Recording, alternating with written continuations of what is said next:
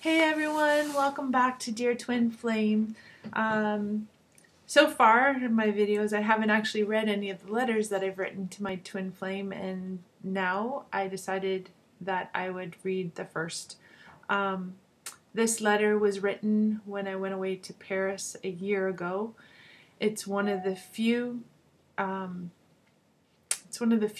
that I haven't burnt and sent off to the universe or destroyed or written in my journal, so got lots of those held back. But this letter, I was in Paris. The trip to Paris was nothing what I expected it to be and exactly what I needed it to be. But I ended up spending a day by myself writing this letter. And I've carried it around for a year, almost, just shy of a year. And because I don't want to throw it away, it holds too many truths. I was hoping one day that I could give it to you, my twin flame. But that hasn't happened. And I feel like this is a great letter to start recording on this channel. So here we go.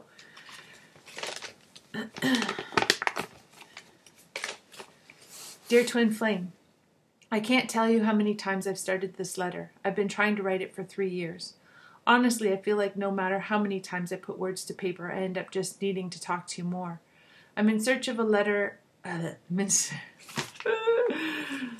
can't read my own handwriting. I'm sorry. I'm in search of a better understanding of how to move forward in my life, and it seems you're an integral part of my puzzle. A lot has changed in the last 8 years, and I truly believe that meeting you was a pivotal moment in what turns out to be a rebirth for myself. You showed me that I have value and started me on a road of learning that is teaching me to look past the negatives of my life, to find the lessons, and to see my truth. I have faced many demons in the last 3 years, but especially in the last year. I am stronger and happier for facing these fears head on, but I still have work to do. I'm learning to find my balance, to trust in the universe's plan, but also to speak my truth with only love and pure intention. All that being said, here is the reason for this letter. You are a fear I must face as well.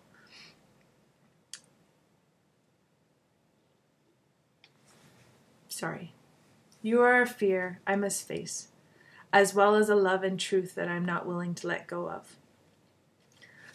I haven't forgotten the last time we spoke. You said you wanted nothing to do with me, that I'm too much drama and not worth the effort, and that you feel that I used you. But in that moment I knew 2 things. 1, you were lying, either to me or to yourself. And 2, I'd do my best to walk away from you if it meant that you would be happy. I made a vow that day to myself that I would not reach out again, and that I would leave any type of reconciliation in your hands. Today, I feel like that's the statements you lashed at me were more of how you felt about yourself and not really how you felt about me. Anyway, my problem now is that I know your decision and my vow have not led you down a path to happiness, and that I'm not happy without you in my life. I believe we both deserve more love, truth, and happiness than we ever let ourselves have, and that needs to change. We deserve love and happiness. We do. I also know that there's much more to our last meeting than you are aware of. What you don't know about that day on the beach is that I wasn't there to see you. Maybe subconsciously I hoped I'd see you, but it's not what my intention was. I was in town that day because my grandmother was in hospital and we believed she wouldn't last the night. I was in town to say goodbye to yet another person I loved. I'd been to the hospital to see her, but the doctors wanted to run some tests, so I was waiting until I could go back. I was at the beach because all the other places I could think of to go were full of people. I needed a place where I could cry and scream and yell my frustrations, anger, and sadness at the universe. I needed to ground myself. Please understand, I had lost your friendship, I'd lost Shakespeare, my marriage was in shambles, and now I was going to lose my grandmother, the last link to my grandfather. I felt like I was losing my last source of support and that I was completely alone in my world. I was looking for a private place and the lake that day, not you. When I got there, I thought I made it through without anyone seeing me, but I didn't even make it to the sand before you appeared. How did you know I was there? To say I was shocked, and relieved maybe, that I wasn't alone. Maybe the universe was taking care of me. Maybe you and I were still connected. Maybe there was hope. And then I saw your face. The anger and hatred you were emanating was terrifying. I didn't understand the words coming out of your mouth. In that moment, you destroyed me. You said the exact words that every other man in my life had conditioned me to believe. But it was you.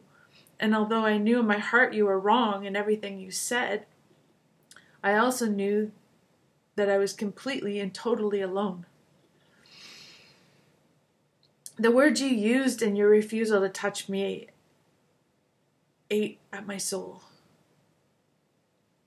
In the time since, I've learned more, and as a result, my beliefs around that last conversation have changed. Firstly, I learned that someone had contacted you that day. She was the only one who knew how upset I was, and I was desperate to find someone to be with me. She reached out of love and concern for me. I didn't know about that conversation. I wish I had. Maybe it would have changed the conversation between you and I. All that being said, I still think you lied to me that day, although I'm still not sure if you knowingly lied or if you just convinced yourself that I was really the reason for all your problems. Either way, I don't believe the hurtful things you said. I believe you were trying to protect me, just like you feel it's your job to protect everyone in your world. Everyone, of course, except yourself. I believe you were pushing me away to save me from others. I believe you were self-sacrificing yet again. And I forgive you. Here's another truth that I need you to hear. I don't need your protection. And I especially don't need or want you to protect me from you. I am strong, I am resilient, and I am brave. I have faced so much in my life, and although much of it hurt and may have left scars, I have survived, and all of the bad and the good have made me who I am today. I am grateful for every beautiful, crappy, uplifting, and destructive experience. Today, I am at a point in my life where I found myself at a crossroads. I'm done trying to do what everyone else thinks is best. I'm tired of putting everyone else's needs before my own. I need to follow my own path, and although I used to feel like taking care of myself was selfish, I realize everyone wins and gets where we need to be as a result. When we fight the path the universe puts in front of us, no one wins, and everything becomes so much harder than is necessary. As I write this letter, I'm sitting in a villa in France. I'm following doors that the universe kept opening in front of me.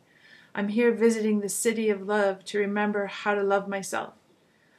I came with 3 friends, all in the midst of times of trial. My goal for the week was to have fun and enjoy the moment, to take care of me, rest, and just be. We've done a lot of things, filled our day with beautiful sights, delicious foods, and sharing many laughs, but I'm still walking around with an overpowering sadness, and the act of just being has been elusive. Today, the plan was to go to Versailles. But last night, I had a bit of a breakdown and a huge realization. So my friends have gone on their adventures without me while I take some time to breathe, enjoy some nature away from the city, and write this letter to share my truth with you. My truth is this, and it is wrapped only with love and loving intentions. I miss having you in my life, and until I can achieve some sort of closure or renewed beginning with you, I'm stuck at a crossroads. Each time I decide to move on, I choose a path and ultimately find it loops back to the same place. We have a connection that neither one of us can deny. I can feel when you are raging, just like I can feel when you are sad, okay, hurt, relaxed, suffering, happy, sick, etc. No matter what I do to move past you, as soon as I clear you from my mind, something or someone brings you back to the forefront. Last week, I had a full-on anxiety panic attack that kicked my ass so badly I couldn't function. A couple of days later, I find out that at the exact time, you were literally 2 blocks from my house spitting venom and bitterness. What the fuck is that? Excuse me. Or when I was visiting someone and you text, or when you're with someone and I reach out to them. And that's not just me. Sadie has dreams or nightmares and can't shake a sense of calling. She worries about your children endlessly, and on days that are really bad, we find out later he was struggling at the same point in time. It's all way beyond coincidence. It's both aspirating and telling. I'm done making excuses to myself. We are all a family. In whatever way that looks like, we are. Despite all you and I try to deny, we are linked. Over the past year, I have taken huge steps in owning my shit, living my truth, facing my fears, and walking the path the universe keeps offering. But until I figure out how you do or don't fit into my world, I keep looping back to the same crossroads.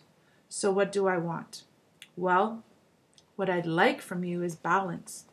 My truth for your truth. My love for your love. Kindness, patience, strength, support, all mutually shared and communicated.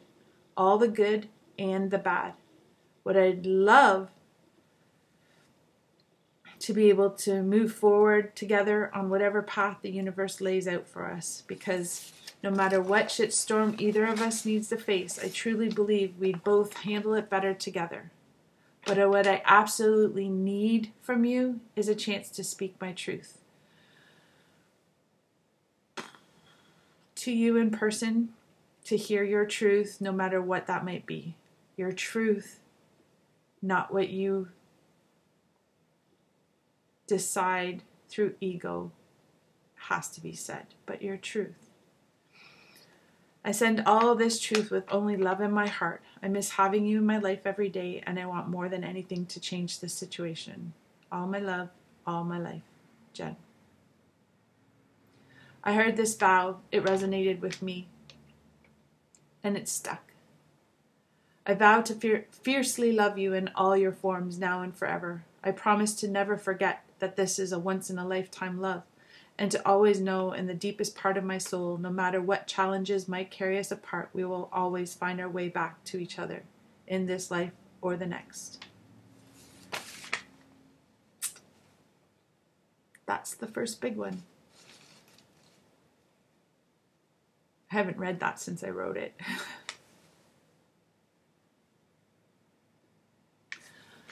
Most of it still resonates pretty true. There's a couple differences. What I need is for you to be happy. It doesn't matter to me if it's with me or without me. I just really want you to be happy. Because when you're happy and moving forward on your path, it makes it exponentially easier for me to be happy and move forward on my path. We are linked. We are mirrored. It's part of the it's part of the twin flame contract, I suppose. We're connected whether we like it or not. I've done a lot of research into it. I'll break down the difference between soulmates and twin flames in another video, but for now, just know it's not a choice I get to just turn on or off. It is what it is, and you don't either. Sorry. Anyway, that's the first letter.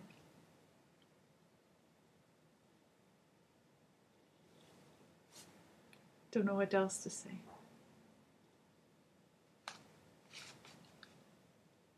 Good night.